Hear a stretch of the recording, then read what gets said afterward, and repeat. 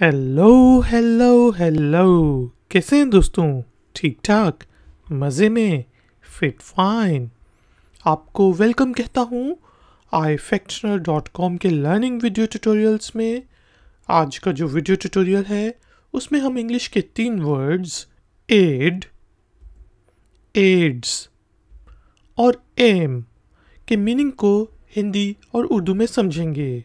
फिर words add, ads और M को यूज़ करते हुए इंग्लिश में 3 सेंटेंसेस बनाएंगे और उन सेंटेंसेस की ट्रांसलेशन को हिंदी और उर्दू में समझेंगे।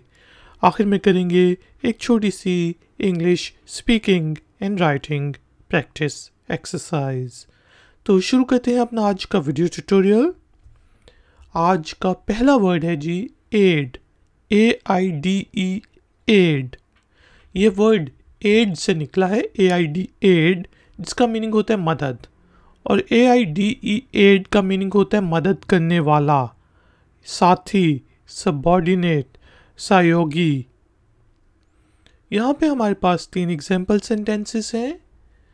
Number 1, he is my aide, कि वो मेरा सबऑर्डिनेट है, वो मेरा दोस्त है, मेरा साथी है। ही इज़ माई एड, वो मेरा सहयोगी है। इसी तरह नंबर 2 पे हमारे पास है the assistant acts as an add to the CEO। CEO chief executive officer, जो बड़ी बड़ी कंपनियों के मालिक होते हैं, कंपनियों को रन करने वाले होते हैं, उनको हम कहते हैं चीफ एग्जीक्यूटिव ऑफिसर। तो हमने कहा कि जो असिस्टेंट है वो चीफ एग्जीक्यूटिव ऑफिसर के सबऑर्डिनेट के तौर पे एक्ट करता है, कि साथी के तौर पे एक्ट करता है, कि सहयोगी के तौर पर एक्ट करता है। The assistant acts as an add to the CEO। इसी तरह नंबर 3 एग्जाम्पल हमारे पास है I would be an add to you during the workshop. आप कोई वर्कशॉप कंडक्ट कर रहे हैं, जिस तरह कोई कॉन्फ्रेंस में कोई छोटा कुछ लोगों को ट्रेन कर रहे हैं, तो मैंने कहा कि वर्कशॉप के दौरान मैं आपकी मदद करूंगा, आपका मददगार हूँगा, आपको आपका सहयोगी हूँगा। I would be an add to you during the workshop. इसके बाद हमारे पास है जी वर्ड एड्स। एड्स को ही कहते हैं। यहाँ पे HIV वायरस से जो हो जाता है बीमारी, उसको एड्स कहा जाता है। यहाँ पे हमारे पास पहला एग्जाम्पल सेंटेंस है एड्स इज़ पेनफुल। एड्स जो है वो दर्दनाक होता है। AIDS is painful. इसी तरह यहाँ पे हमने दूसरा सेंटेंस बनाया AIDS is caused by HIV, कि एड्स जो है वो HIV वायरस से होता है। AIDS is caused by HIV।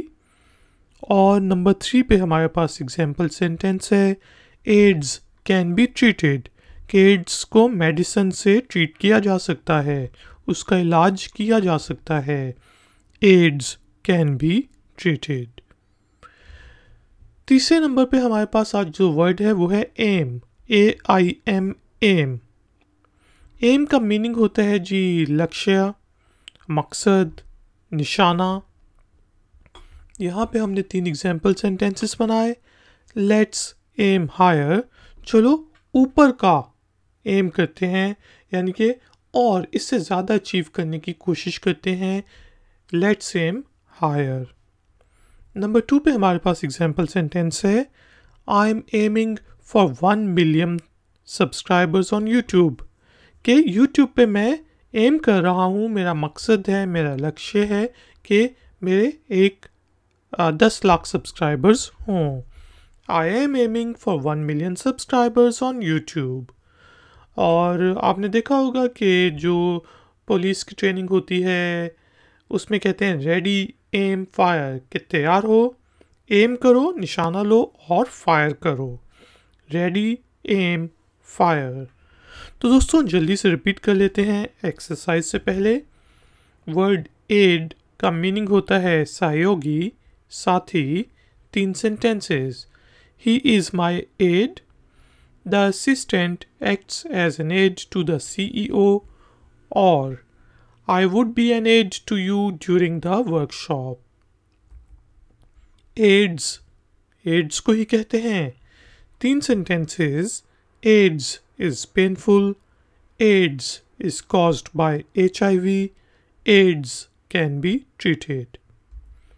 Aim का मीनिंग होता है लक्ष्य, मकसद, निशाना. 3 sentences. Let's aim higher.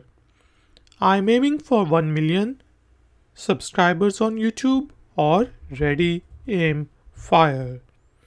दोस्तों, English speaking and writing exercise के तौर पे आपने वर्ड्स एड, एड्स और एम को यूज़ करते हुए इंग्लिश में एक और एक यानी कि 3 छोटे छोटे से सेंटेंसेस बनाने हैं और उन्हें नीचे दिए गए कमेंट्स बॉक्स में पोस्ट कर देना है. मैं आपको चेक करके बताऊंगा कि उनमें कोई गलती तो नहीं, और जब चेक हो जाए तो उसके बाद आप उन्हीं सेंटेंसेस को 3-4 दफ़ा बोल के रिपीट करें ताकि आपकी इंग्लिश स्पीकिंग भी बेहतर हो. तो दोस्तों, थैंक यू वेरी मच कि आपने मुझे इस ट्यूटोरियल के लिए ज्वाइन किया. प्लीज़ वीडियो को लाइक ज़रूर करें और हो सके तो वीडियो के लिंक को सोशल मीडिया वेबसाइट्स पर ज़रूर शेयर करें. अगर आप नए हैं तो मेरे चैनल को सब्सक्राइब करके बेल आइकॉन को प्रेस कर दें. मिलेंगे एक और नए ट्यूटोरियल में. Until then, take care, keep learning, keep enjoying. Good day.